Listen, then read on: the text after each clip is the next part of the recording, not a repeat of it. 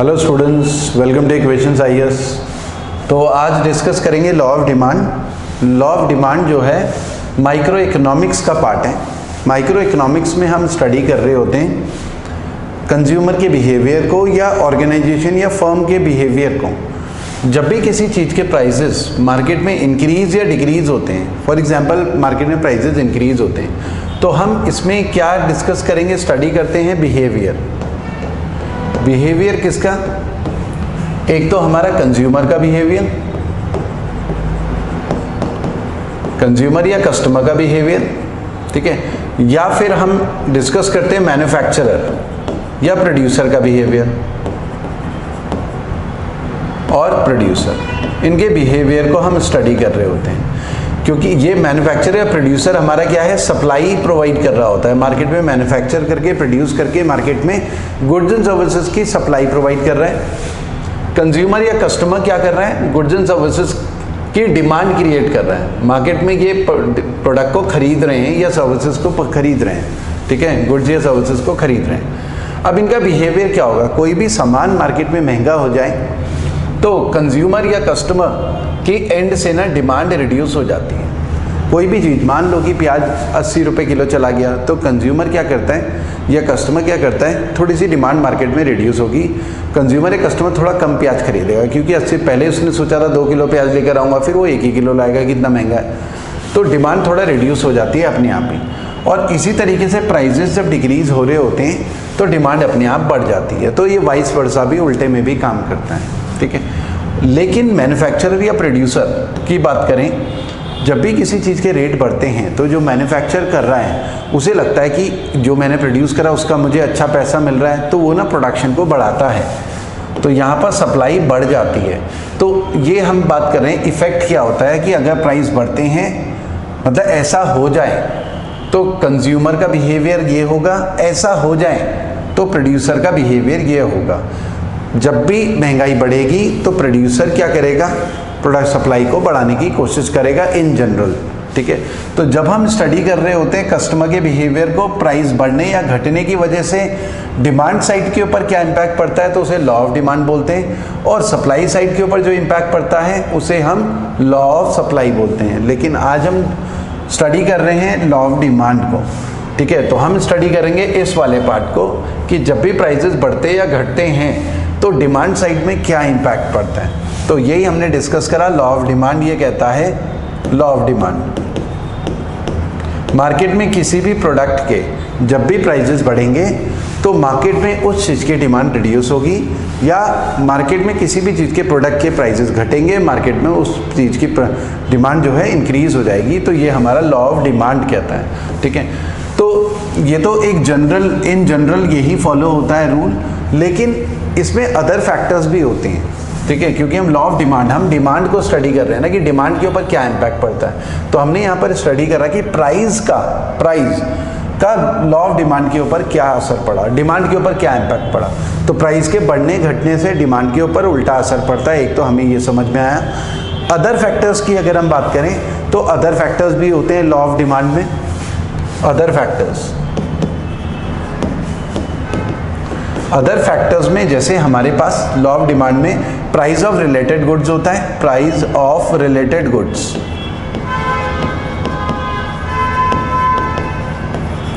अच्छा, वीडियो आपको पसंद आता है तो वीडियो को लाइक जरूर करें, और जिन लोगों ने चैनल को सब्सक्राइब नहीं करा है हमारे चैनल को सब्सक्राइब करें, इससे हमें एक मोटिवेशन मिलेगा, हम आपके लिए और भी वीडियोस लेकर आएंगे। हाँ, तो प्राइस ऑफ रिलेटेड गुड्स, तो प्राइस ऑफ रिलेटेड गुड्स का मतलब एक तो होता है सब्स्टिट्यूट गुड्स।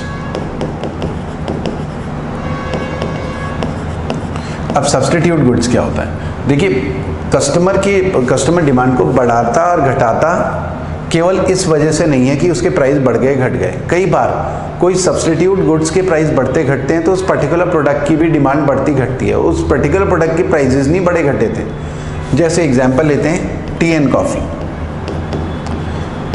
कई बार कॉफ़ी की डिमांड इस वजह से बढ़ जाती है क्योंकि चाय पत्ती महंगी हो गई।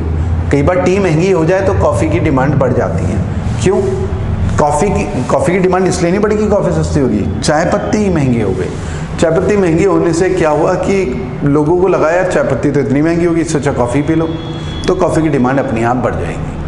ठीक है। तो यहाँ पर केवल प्राइजेस की वजह से डिमांड के ऊपर इम्पैक्ट नहीं होता, कोई अगर सब्सटीट्यूट गुड्स होती हैं, सब्सटीट्यूट गुड्स के ऊपर कुछ प्राइस में फ़र्क पड़ता है तो उस दूसरी सब्सटीट्यूट गुड्स में के ऊपर भी असर पड़ जाता है, ठीक है। कॉफ़ी अगर हमारी कॉफ़ी महंगी हो जाए तो चाय की डिमांड बढ़ जाएगी, कॉफ़ी महंगी होगी तो लोग चाय की तरफ डाइवर्ट हो जाएंगे कि नहीं इतनी महंगी कॉफ़ी कौन पिए, तो इन्हें बोलते हैं सब्सटीट्यूट गुड्स। तो ये भी कई बार एग्जाम में आए सब्सटीट्यूट गुड्स, ठीक है। उसके अलावा हमारे पास होते हैं कॉम्प्लीमेंट्री गुड्स। कॉम्प्लीमेंट्री गुड्स,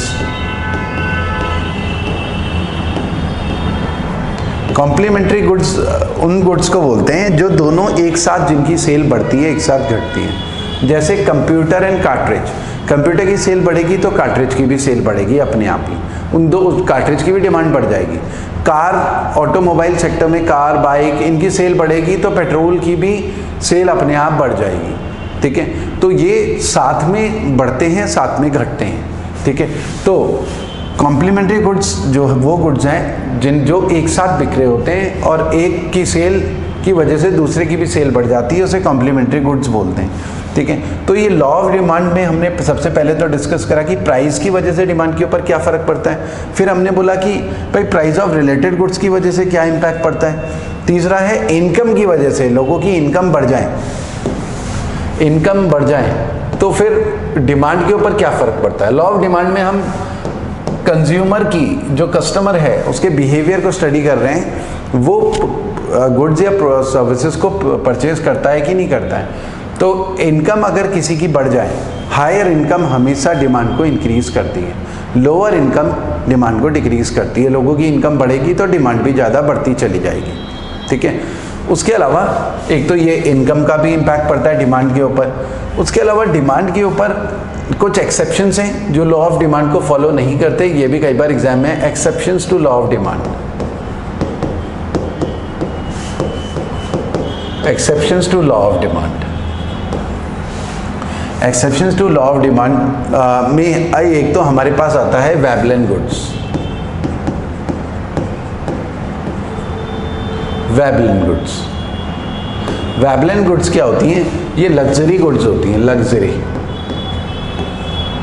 या स्टेटस सिंबल से जुड़ी हुई। अब नॉर्मली हमें पता है कि किसी भी चीज़ के अगर प्राइस बढ़ते हैं, ठीक है, किसी भी चीज़ के प्राइस बढ़ते हैं तो डिमांड रिड्यूस होती है, प्राइस घटते हैं तो डिमांड बढ़ती है, जनरल प्रिंसिपल तो यही है। लेकिन यहाँ पर वेबलन गुड्स में ना, जो लग्जरी गुड्स उनके प्राइस बढ़ते हैं तो कई बार उनकी सेल बढ़ जाती है, ठीक है, क्योंकि ये स्टेटस सिंबल होता है। जैसे हमें पता है कि कैफ़े कॉफ़ी डे, पहले लोग वहाँ पर कॉफ़ी पीते थे, काफ़ी महंगी कॉफ़ी है, फिर उसके बाद स्टारबक्स आ गया, तो स्टारबक्स में और महंगी कॉफ़ी उन्होंने रखी तो सेल तो कम होनी चाहिए, लेकिन स्टारबक्स में उनकी सेल बढ़ गई।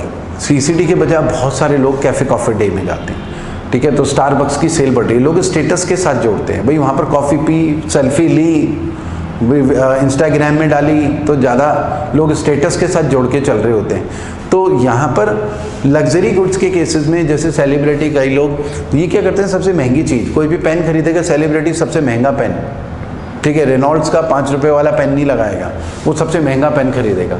तो यहाँ पर वेबलन गुड्स में क्या होता है कि इसमें लॉ ऑफ डिमांड काम नहीं करता, प्राइस बढ़ने के साथ सेल घटनी चाहिए, लेकिन इसमें ऐसा नहीं होता, प्राइस बढ़ने के साथ सेल पे कोई इम्पैक्ट नहीं पड़ता या फिर कई बार बढ़ जाती है। मनीष मल्होत्रा जो फैशन डिज़ाइनर है वो कपड़े सिलेगा और वो अगर और ज़्यादा महंगे चार्ज करेगा तो लोग और ज़्यादा उस पर कपड़े सिलवा रहे हैं। मनीष मल्होत्रा, क्या पता मनीष मल्होत्रा के जैसे कपड़े को आपके मोहल्ले का टेलर भी सिल दे, लेकिन नाम मनीष मल्होत्रा नहीं है, बस मोहल्ले का टेलर है। यहाँ पर स्टेटस सिंबल है, लोग मनीष मल्होत्रा के कपड़े पहनेंगे जिनके पास पैसा है, वो सोसाइटी में रह रहे हैं, स्टेटस सिंबल। तो कई बार प्राइस बढ़ने की वजह से सेल बढ़ जाती है, तो वहाँ पर लॉ ऑफ डिमांड ऐसे केसेस में काम नहीं करता, ठीक है। उसके अलावा है Giffen goods. Giffen goods, Giffen goods ना highly inferior in the mind of customers, public, मतलब बहुत इंफीरियर और घटिया माल होता है स्ट्रांगली पब्लिक के माइंड में कि बहुत घटिया माल है, चीप माल है, बिल्कुल चीप, ठीक है, या इंफीरियर कस्टमर के माइंड में है कि बहुत इंफीरियर या घटिया माल है, ठीक है। तो गिफिन गुड्स के प्राइस बिल्कुल सस्ता और घटिया माल और सस्ता हो जाए तो उसके प्राइजेस ऐसा नहीं होगा कि उसकी डिमांड बढ़ जाएगी। कोई चीज़ पहले ही 1 रुपये किलो, मान लो आलू 1 रुपये किलो मिल रहा है, पहले ही वो इतना सस्ता है, ठीक है, लोग मन कर रहा खरीद रहे हैं, नहीं कर रहा नहीं खरीद रहे, थोड़े बहुत ज़रूरी है तो खरीद ले रहे हैं, ठीक है। और आलू 50 पैसे रुपये किलो हो जाए तो लोगों के माइंड में ये नहीं होगा कि अरे सस्ता हो गया आप ज़्यादा खरीदते हैं, ऐसा कुछ नहीं होगा लोग, ठीक है। वो पहले ही इतना सस्ता था, तो उसकी प्राइस और घटने से ना उसकी डिमांड नहीं बढ़ने वाली। वो पहले ही लोगों के माइंड में था कि इतना सस्ता है, ठीक है, अब सस्ता हो गया तो क्या फ़र्क पड़ रहा, 1 रुपये किलो था 50 पैसे रुपये किलो हो गया, 1 रुपये किलो था 80 पैसे रुपये किलो, क्या फ़र्क पड़ रहा है, ठीक है।